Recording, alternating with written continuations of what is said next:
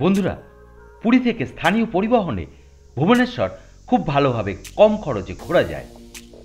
আজ এই ভিডিওতে আমি শেয়ার করছি কিভাবে স্থানীয় পরিবহনে ভুবনেশ্বরে বিভিন্ন দর্শনীয় স্থানগুলো নন্দনকানন, উদয়গিরি খণ্ডগিরি, লিঙ্গরাজ মন্দির দর্শন করবেন।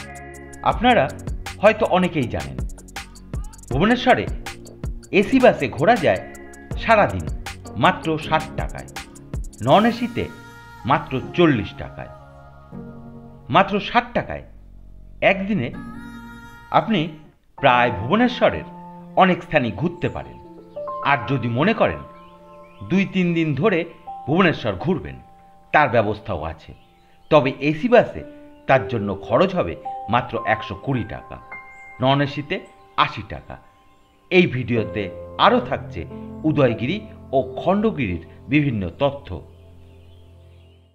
প্রথমে বলি, পুরী থেকে স্থানীয় পরিবহনে কিভাবে ভুবনেশ্বর পৌঁছাবেন, খরচই বা কত। পুরীতে স্বর্গের দ্বার বা লাইট হাউসের কাছে যেখানেই আপনি থাকুন না কেন, বাসে মাত্র 15 টাকায় আসা যায় পুরীর রেল স্টেশনে। পুরী থেকে প্রত্যেক দিন ছাড়ছে সকাল 7:45 6, 8, 4, 1, 6 পুরী কটক মেমু। ট্রেনটি ভুবনেশ্বরে পৌঁছায় সকাল 9:25। এবার বলি, ভুবনেশ্বরে কিভাবে খুব কম খরচে স্থানীয় পরিবহনে ঘুরবেন। আপনি প্লে স্টোর থেকে মো বাস ভুবনেশ্বর অ্যাপ্লিকেশনটি ডাউনলোড করতে পারেন। এখান থেকেই পাবেন ভুবনেশ্বরের বাসের যাবতীয় তথ্য। ধরুন আমি যাচ্ছি ভুবনেশ্বর রেল স্টেশন থেকে নন্দনকানন। এই মো বাস অ্যাপ থেকেই পাওয়া যায় এসি, নন এসি বাসের টিকিট। দেখুন, এসি বাসে ভুবনেশ্বর রেল স্টেশন থেকে নন্দনকাননের ভাড়া মাত্র 27 টাকা।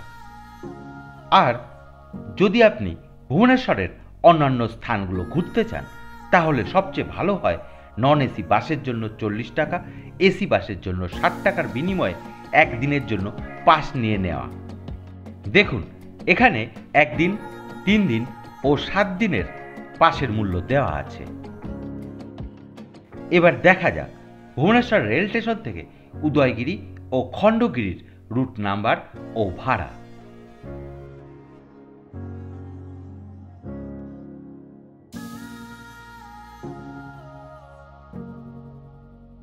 এই অ্যাপ থেকেই পাওয়া যায় বাসের টাইম টেবিল।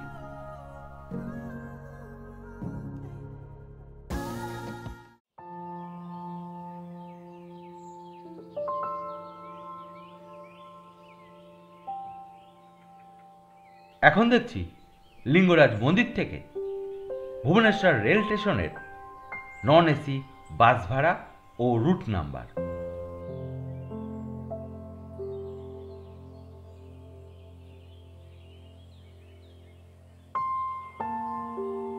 লিঙ্গরাজ মন্দির থেকে ভুবনেশ্বর রেল স্টেশনের নন এসি বাসের ভাড়া মাত্র 9 টাকা।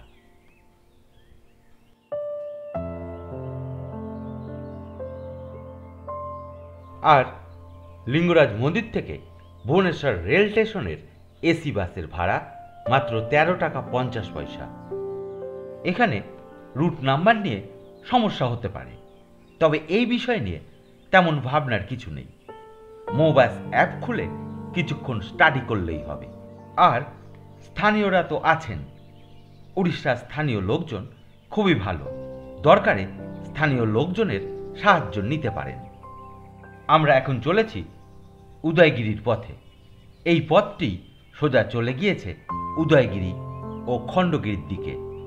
উদয়গিরির প্রবেশ মূল্য 25 টাকা। 15 বছরের নিচে বাচ্চাদের জন্য কোনো প্রবেশ মূল্য নেই। বন্ধুরা, এখন আমরা উদয়গিরিতে। উদয়গিরির অর্থ হচ্ছে সূর্যোদয় পাহাড়। এখানে আছে অনেকগুলো গুহা। অতীতে এখানে অনেক গুহাই ছিল, তবে এখন মাত্র 18টি অবশিষ্ট আছে। বর্তমানে স্থানটিকে সুন্দরভাবে সাজানো হয়েছে। মনে করা হয় অতীতে এই গুহাগুলো জৈন সন্ন্যাসীদের বাসস্থান ছিল। এটি তৈরি করেন রাজা খারবেল। এটা উদয়গিরির 14 নম্বর গুহা। এর নাম হাতি গুহা। এখানে আছে হাতির মূর্তি। গুহায় আছে বেশ কিছু অসাধারণ চিত্র, যা তখনকার রাজরাজাদের ও ধর্মীয় বিষয়ে বর্ণনা দেয়। উদয়গিরির কাছেই আছে খণ্ডগিরি। খণ্ডগিরির কথার অর্থ ভাঙা পাহাড়। এখন এই খণ্ডগিরিতে 15টি গুহা আছে। প্রতিটি গুহারই আছে এক বিশেষ নাম। মনে করা হয় এই গুহাগুলো জৈন তপস্বীদের বাসস্থান ছিল। এই খণ্ডগিরির বিভিন্ন গুহার দেয়ালে ক্রীড়াবিদ, মহিলা, শিশু, ষাঁড়, সিংহসহ অন্যান্য প্রাণীর চিত্র আছে। উদয়গিরি খণ্ডগিরি দেখে এখন আমরা ফিরব ভুবনেশ্বর হয়ে পুরীতে। আজ এ পর্যন্তই। বন্ধুরা, দেখতে থাকুন সফর সফর ভ্রমণ চ্যানেলটি। ভ্রমণের বিভিন্ন বিষয় জানতে সফর সফর ভ্রমণ চ্যানেলটি সাবস্ক্রাইব করতে পারেন। ধন্যবাদ।